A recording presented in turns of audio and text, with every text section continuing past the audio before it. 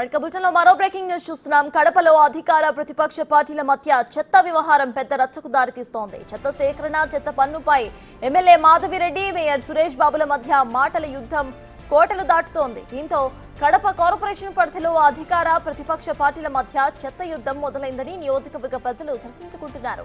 అయితే చెత్త విషయంపై కడప ఎమ్మెల్యే మాధవిరెడ్డి సీరియస్ కావడంతో కార్పొరేషన్ అధికారులు అప్రమత్తమయ్యారు. కడప కార్పొరేషన్ పరిధిలో ఎక్కడా చెత్త లేకుండా రాత్రికి రాత్రే క్లీన్ చేయడం హాట్ టాపిక్ గా మారింది.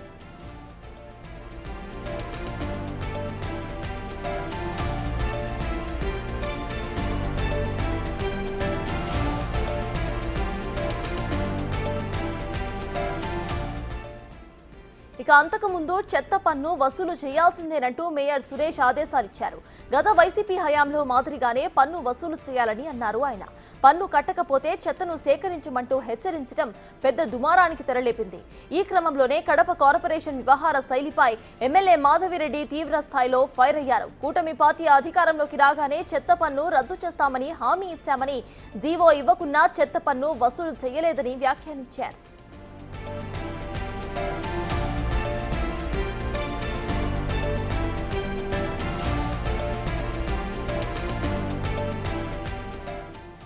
కడప మేయర్ చెత్త పన్ను వసూలు చేసుకోమని చెప్పడం సరికాదని ఆమె మండిపడ్డారు. వైసీపీ నేతల కనుసన్నల్లోనే కడప కార్పొరేషన్ అధికారులు పనిచేస్తున్నారని అన్నారు. కడప కార్పొరేషన్ పరిధిలో చెత్త ఎత్తకపోతే కమిషనర్, మేయర్ ఇంటి దగ్గర చెత్త వేయాలని ఆగ్రహం వ్యక్తం చేశారు.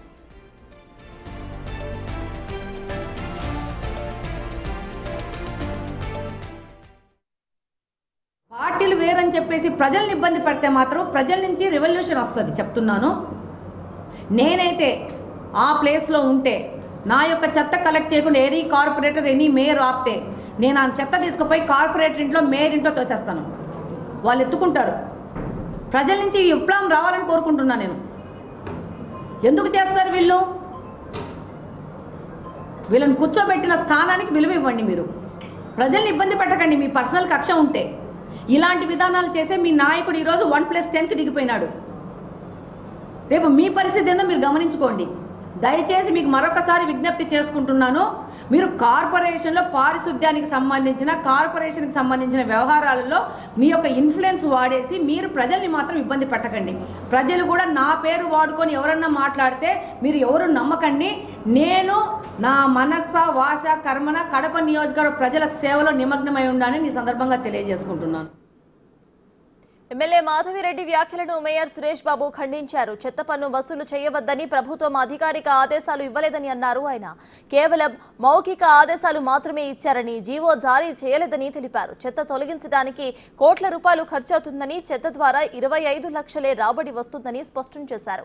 3 నెలల నుంచి ఎవరు చెత్త పన్ను కట్టడం లేదని, పన్ను వసూలు చేయకపోతే సిబ్బందికి జీతాలు ఎలా ఇవ్వాలంటూ ప్రశ్నించారు ఆయన. ఎమ్మెల్యే హుందాతనంతో వ్యవహరించాలని సురేష్ బాబు కామెంట్స్ చేశారు.